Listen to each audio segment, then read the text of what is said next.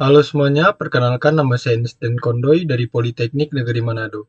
Saat ini saya akan mempresentasikan materi mengenai sistem penunggung keputusan atau Decision Support System atau disingkat DSS.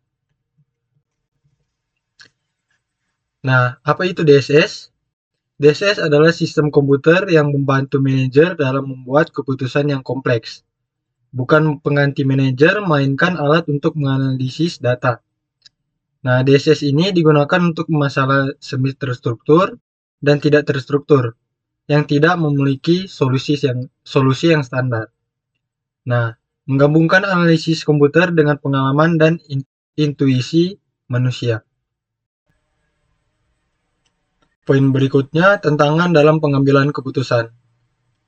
Nah, keputusan saat ini lebih sulit karena yang pertama kompleksitas data, banyaknya informasi yang perlu diproses.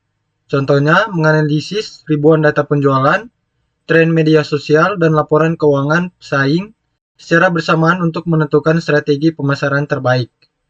Nah, yang kedua, perubahan cepat, lingkungan bisnis yang terus berubah.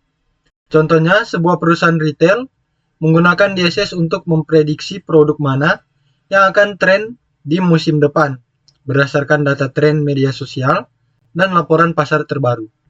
Nah, yang ketiga, kompetisi. Kesalahan kecil bisa sangat merugikan. Contohnya, manajer menggunakan DSS untuk memodelkan dampak dari penurunan harga produk. DSS bisa menunjukkan apakah penurunan harga akan meningkat pangsa pasar tanpa mengurangi keuntungan secara drastis. DSS membantu mengatasi tantangan ini dengan menyediakan data dan analisis yang lebih mendalam. Tahap proses pengambilan keputusan. Bagaimana DSS bekerja? Poin yang pertama, intelligence atau pengenalan masalah. Yang pertama terdiri dari tujuan, mengidentifikasi masalah atau peluang. Nah, yang kedua, peran DSS membantu mengumpulkan dan menganalisis data untuk menemukan tren atau anomali. Nah, contohnya di sini, seorang analis menggunakan DSS untuk melihat data penjualan yang menurun di suatu wilayah, yang mengidentifikasikan adanya masalah yang perlu diselidiki. Nah, poin yang kedua, inovasi produk dan layanan. Tujuan mengembangkan berbagai alternatif solusi.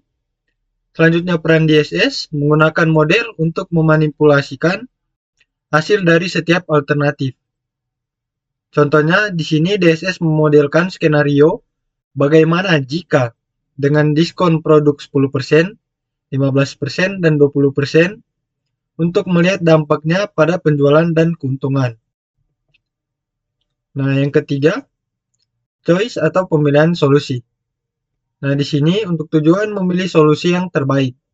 Peran DSS membantu membandingkan hasil simulasi dan memvisualisasikan data untuk memudahkan pengambilan keputusan. Contohnya, DSS menampilkan perbandingan grafis yang menunjukkan bahwa diskon 15% memberikan kombinasi terbaik antara peningkatan, penjualan, dan keuntungan. Nah, kita masuk poin berikutnya, fondasi sistem pendukung keputusan. Nah, yang pertama, sistem manajemen data atau data manajemen. Tempat penyimpanan semua data yang relevan. Yang kedua, mengatur data internal dan eksternal. Contoh, database pelanggan, laporan penjualan harian, dan data tren pasar dari sumber eksternal seperti laporan industri. Nah, yang kedua, bias dan diskriminasi algoritma. Poin yang pertama berisi berbagai model analisis, contohnya keuangan, statistik, dan lain-lain. Yang kedua, digunakan untuk memproses data dan memanipulasikan skenario. Nah, contohnya model proyeksi keuangan, model simulasi risiko, dan model peramalan permintaan yang digunakan untuk memprediksi penjualan di masa depan. Nah, yang ketiga, sistem dialog atau communication user interface. Antarmuka bagi pengguna untuk berinteraksi dengan sistem.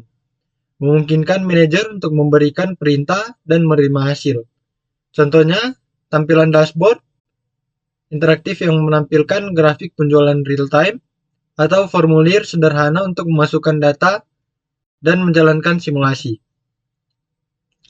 Nah, kita masuk poin berikutnya, keuntungan menggunakan DSS. Manfaat menerapkan DSS adalah sebagai berikut. Yang pertama, keputusan lebih akurat, analisis mendalam mengurangi risiko kesalahan. Yang kedua, respon cepat, cepat beradaptasi dengan perubahan kondisi. Yang ketiga, meningkatkan efektivitas manajerial, memungkinkan manajer bekerja lebih cepat dan fokus pada hal strategis. Nah, yang keempat, peningkatan produktivitas, menghemat waktu dalam proses analisis. Nah, yang terakhir, pembelajaran memungkinkan manajer mempelajari lebih banyak tentang bisnis. Nah, kesimpulan, DSS adalah alat penting dalam manajemen modern. DSS memperkuat kemampuan manusia dengan teknologi. Hasilnya, keputusan yang lebih cerdas, lebih cepat, dan lebih efektif. Nah, sekian dulu dari saya. Terima kasih.